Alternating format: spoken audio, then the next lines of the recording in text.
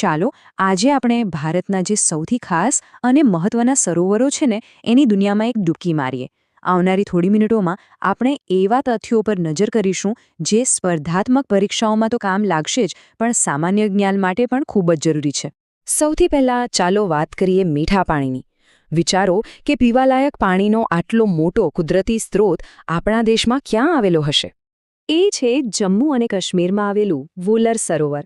જેલમ નદીમાંથી એને પાણી મળે છે અને એટલે જ એ ઉત્તર ભારત માટે એક જીવાદોરી સમાન છે.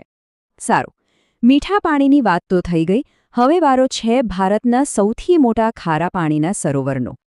અને એ બીજું કોઈ નહીં પણ રાજસ્થાનનું સાંબર સરોવર છે. તમને ખબર છે, ભારતમાં મીઠાના ઉત્પાદનમાં આ સરોવરનો બહુ મોટો ફાળો છે. હવે એક થોડા અલગ પ્રકારના સરોવરની વાત કરીએ. લંગુન સરોવર, મતલબ કે એવું સરોવર જે દરિયાના ખારા પાણીથી બન્યું હોય પણ એક રીતે દરિયાથી થોડું અલગ હોય. અને એ છે ઓડિશાનું પ્રખ્યાત ચિલ્કા સરોવર. પણ એની સૌથી ખાસ વાત એ છે કે તે ભારતની સૌપ્રથમ રામસર સાઇટ છે. રામસર સાઇટનો મતલબ એ છે કે આંતરરાષ્ટ્રીય સ્તરે આની જૈવ વિવિધતાનું મહત્વ સ્વીકારવામાં આવ્યું છે અને એનું રક્ષણ કરવામાં આવે છે. ચાલો, કદની વાત તો ઘણી કરી. હવે ઊંચાઈની વાત કરીએ. ભારતનું સૌથી ઊંચાઈ પર આવેલું સરોવર કયું હશે? જાણે કે આકાશ સાથે વાતો કરતું હોય. તો એ છે સિક્કિમમાં આવેલું ચોલામુ સરોવર. અને આ એટલા માટે પણ ખાસ છે કારણ કે પૂર્વ ભારતની એક ખૂબ જ મહત્વની નદી તિસ્તા નદી અહીંથી જ નીકળે છે. પૃથ્વી પરનો સ્વર્ગ એટલે કે જમ્મુ અને કાશ્મીર.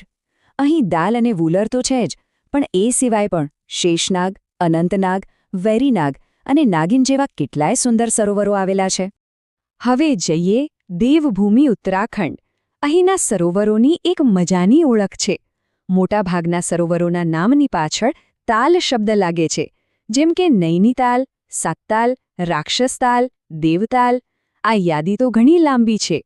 અને અહીંયા એક મસ્ત ટ્રેક છે યાદ રાખવા માટે.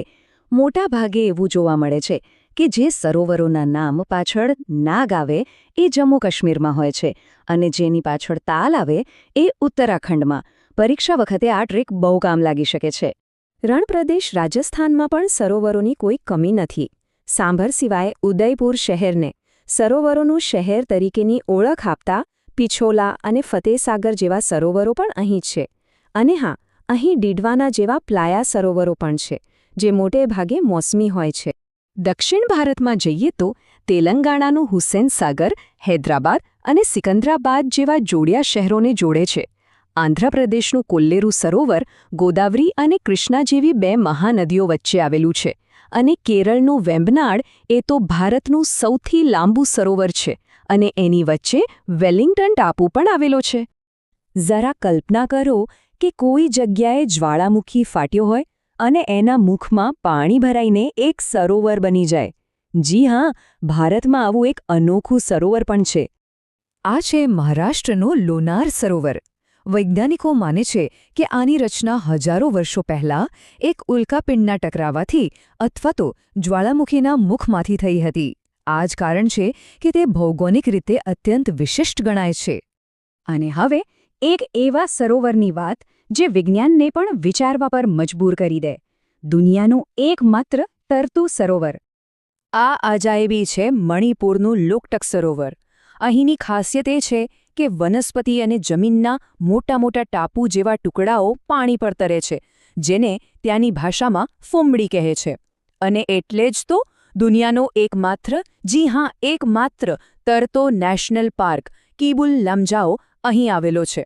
આને કુદરતી ચમત્કાર ન કહીએ તો બીજું શું કહીએ? અને જતાં જતાં એક બોનસ માહિતી.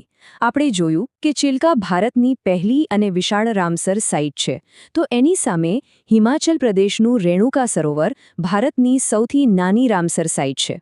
તો આ સફર અહીં પૂરી થાય છે, પણ જ્ઞાનની ખોજ ક્યારેય અટકતી નથી.